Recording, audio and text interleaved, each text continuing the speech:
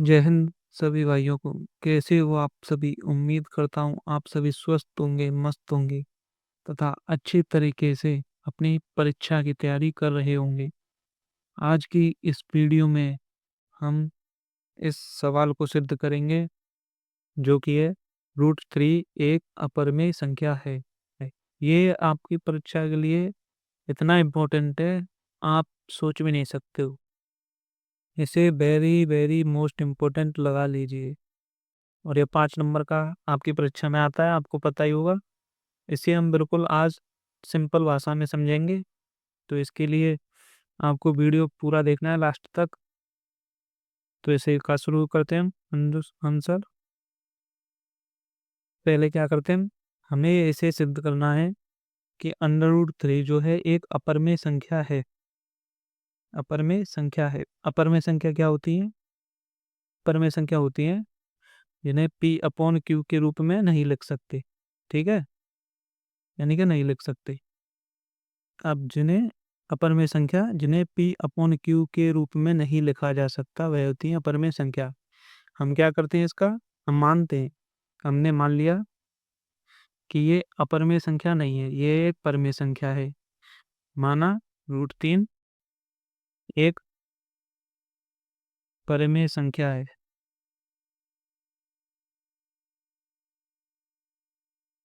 ये हमने मान लिया, √3 एक परिमेय संख्या है।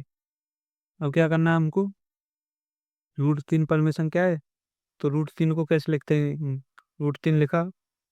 √3 यदि परिमेय संख्या है तो इसे अपरिमेय संख्या तो वे होती है जिन्हें P/Q के रूप में नहीं लिखा जा सकता। लेकिन परिमेय संख्या है तो इसे क्या करते सकते हैं हम, इसे P/Q के रूप में हम लिख सकते हैं। ठीक है, ये हो गया हमारा समीकरण नंबर 1।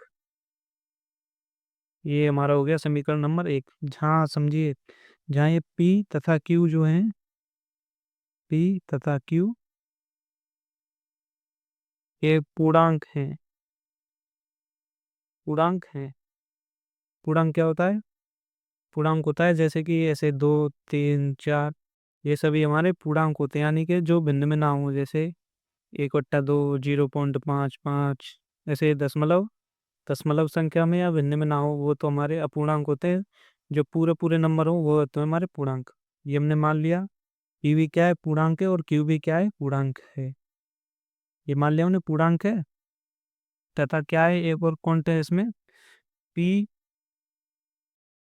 पी तथा क्यू आपस में सहअभाज्य संख्याएं हैं। सहअभाज्य संख्या है।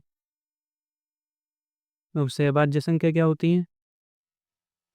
सहभाज्य संख्या वे होती हैं, यानी कि जिनका HCF of P of Q, HCF जो है जिनका, वो सिर्फ एक हो। ठीक है, सहभाज्य संख्या जो वे होते हैं जिनका HCF P और Q हो। P और Q का HCF क्या हो, एक होना चाहिए। वह होती है हमारी सहभाज्य संख्या। ऐसे कि आपको समझाता हूँ, ऐसे 6 और 3 है, 6 और 3। तो इसके गुणनखंड देखते हैं हम। इसके गुणनखंड क्या होते हैं, 2 और 3। इसका क्या होता है, 3 × 1 × 3। इसका एक और होगा। तो इसमें देखते हैं हम, इसका एचसीएफ निकालेंगे हम। तो इसका क्या आएगा, 3 इसमें भी है, 3 इसमें भी है, तो इसका एचसीएफ आ जाएगा 3 आ जाएगा। और 1 इसमें भी है, 1 इसमें भी है, तो गुणा में 1। तो इसका एचसीएफ आ गया 3। तो ये हमारी सहअभाज्य संख्या नहीं होंगी। ये दोनों आपस में सहअभाज्य संख्याएं नहीं होंगी। सहभाज्य का उदाहरण देखिए, जैसे कि 2 है तथा 5 है। अब 2 क्या होता है, 2 × 1, और 5 क्या होता है, 5 × 1। तो इसमें ये दोनों सिर्फ एक ही आ रहा है, तो ये होती है हमारी सहभाज्य संख्या। एक हो गई हमारी सहभाज्य संख्या। अब हम क्या करेंगे, हमें लाना है कि P, हमें इन P का और Q को एक के अलावा में, और मतलब समझ सकते हैं आप, HCF जो हमें एक, तो एक के अलावा हम यदि और कोई नंबर जैसे 2, 3, 4, 5 आगे और कोई सा नंबर यदि हम एचसीएफ ले आते हैं तो ये हमारी संख्या है। इसका मतलब क्या हो जाएगा कि ये हमारी अभाज्य संख्या नहीं रहेंगी। अभाज्य संख्या नहीं रहेंगे तो ये अपन हमारी पी अपॉन क्यू के रूप में नहीं रहेंगी। और यदि पी अपॉन क्यू के रूप में संख्या नहीं होती है तो वह क्या होती है, हमारी अपरिमेय संख्या है। समझ में आया आपको? तो यही हम आगे करेंगे। अब हमें जो ये पी और क्यू है, इसे हमें से अभाज्य संख्या नहीं रखना है। तो अब हम इस समीकरण से देखते हैं, समीकरण 1 से। उम्मीद करता हूँ आपको समझ में आ रहा होगा। आप सिर्फ ध्यान लगा कर देखिए। समीकरण 1 से लिखने का कुछ ज़्यादा मैटर नहीं है इसमें। इसमें सिर्फ आपको समझना है। लिख तो आप किताबी भाषा में सकते किताब भाषा में सकते हो। देखिए, समीकरण 1 से क्या करना है हमें, पी पी का मान निकालना है। यहाँ से पी बराबर क्या हो जाएगा, यह हो जाएगा हमारा √3 और क्यू। इतना हो गया। अब वो क्या करना है, हमें इन दोनों का करना है वर्ग, दोनों साइड हमें करना है, दोनों साइड में वर्ग। तो ये क्या हो जाएगा, ये हो जाएगा पी का स्क्वायर।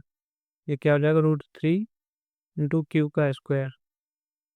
तो ये तो हो गया हमारा पी स्क्वायर बराबर 3 क्यू स्क्वायर।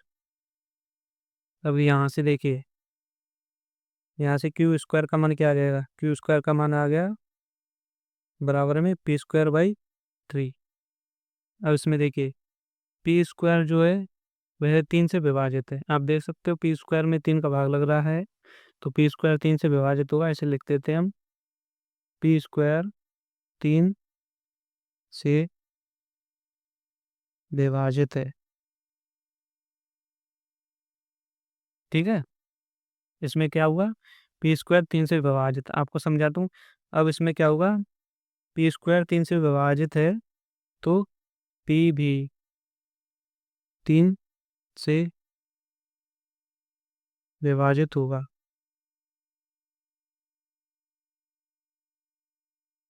पी स्क्वायर भी 3 से विभाजित होगा। अब इस लाइन को मैं आपको समझाता हूँ। जैसे हम मान सकते हो 3 का स्क्वायर है, 3 का स्क्वायर क्या होता है, 9/3। यदि 9 3 से विभाजित हो रहा है, आप देख सकते हो 9 3 से विभाजित है 3 बार। ठीक है, तो इसमें ए हो गया, ये नहीं, इसमें ये 9 क्या हो गया, 9 तो हो गया पी स्क्वायर। और पी क्या हो गया, पी तो 3 हो गया ना इसका। तो 3 भी तो ये 3 भी तो 3 से विभाजित होगा। यह 3, जब 9 3 से विभाजित है तो 3 भी 3 से विभाजित होगा। तो यही लाइन हमने इसमें लिखी है, पी स्क्वायर 3 से विभाजित है तो पी भी 3 से विभाजित होगा। तो देखिए यहाँ से, ये इसे हम समीकरण 2 मान लेते हैं। इतना आपको समझ में आया, ये हमारा समीकरण 2। अब समीकरण 2 में देखिए, यहाँ हम पी को मानते हैं। माना पी क्या है, पी बराबर है 3R। इतना हो गया, ये हमने मान लिया। जहाँ आर क्या है, आर तरफ से कोई क्या है, पूर्णांक है, पूर्णांक है। ध्यान रखना, हम क्या करने की कोशिश कर रहे हैं, हम पी तथा क्यू का जो है एच सी एफ हम एक के अलावा निकालेंगे, यानी कि जो एक के बराबर ना हो। सिर्फ पी और क्यू का एच सी एफ एक के बराबर ना हो, इसके अलावा और कुछ भी हो तो हम कह देंगे कि हमारी संख्या है अपरमेय संख्या है। आप देखिए यहाँ से, अब इस वैल्यू को इस समीकरण 2 में रखो। समीकरण 2 से समीकरण 2 से पी की जगह क्या रखना, हमें 3R², 3R। तो ये रखा हमने 3R का क्या है, पी का स्क्वायर बराबर 3Q² इतना। अब हम इसको खोलते हैं, ये हो गया 9R² बराबर में क्या होगा, 3Q²। तो आर स्क्वायर का मान क्या आ गया, आर स्क्वायर का मान आ गया 3Q²/9। तो 3 से दिया गया तो ये आ गया Q²/3। ठीक है, अब ये क्या हो गया, ये हो गया फिर से हमारा वही कि क्यू स्क्वायर जो है वह 3 से विभाजित है, विभाजित। Q² 3 से विभाजित है तो क्यू भी 3 से विभाजित होगा, 3 से विभाजित होगा।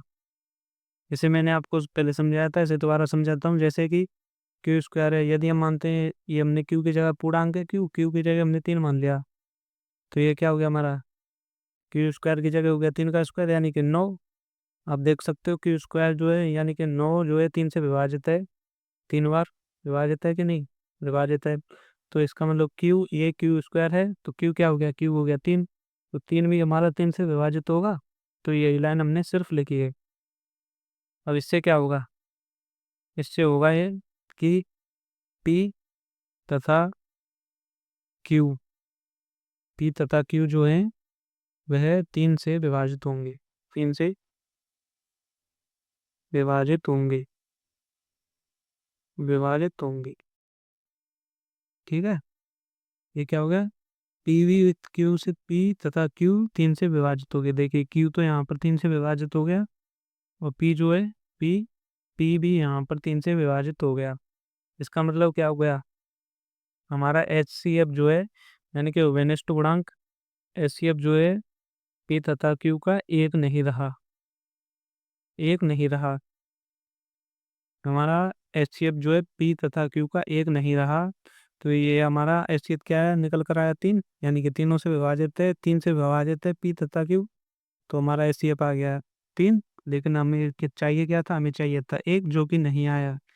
ये क्यों नहीं आया, क्योंकि हमने माना था कि पी पी तथा क्यू जो है, यहाँ पर देखिए, ये हमारा इसलिए नहीं आया क्योंकि हमने यहाँ पर माना था कि पी तथा क्यू जो है, जो हमने क्या माना था कि अंडर रूट 3 जो है वह एक परमेय संख्या है। यदि हम इसे अपरमेय संख्या मानते तो ये हमारा आ जाता है। तो इससे क्या होता है, इससे विरोधाभास होता है, अतः विरोधाभास है, अतः विरोधाभास है कि अंडर रूट 3 एक परिमेय संख्या है, परिमेय संख्या है। अतः क्या होगा, इसलिए इसलिए विरोधाभास का मतलब होता है गलत। इसका मतलब गलत है कि अंडर रूट 3 एक परिमेय संख्या है। इसका मतलब क्या है, इसलिए अंडर रूट 3 एक क्या होगी, एक होगी अपरिमेय संख्या, परिमेय संख्या है। ये क्या हो गया, मतलब इससे गलत शब्द होता है कि अंडर रूट 3 एक क्या है, परिमेय संख्या है। ये गलत बात है, परिमेय संख्या है। तो सही बात क्या होगी, यदि वह परिमेय नहीं है तो क्या होगी वो अपरिमेय संख्या। तो ये सवाल इतना ही था। उम्मीद करता हूँ आपको यह वीडियो पसंद आया होगा। यदि आपको कोई भी सजेशन देना हो वीडियो के रिगार्डिंग या कोई भी, तो आप हमें इम्प्रूव करने के लिए कमेंट बॉक्स में बता सकते हो। यदि कोई कमी रह गई हो तो हम क्या क्या इम्प्रूव कर सकते हैं। आज के लिए इतना ही।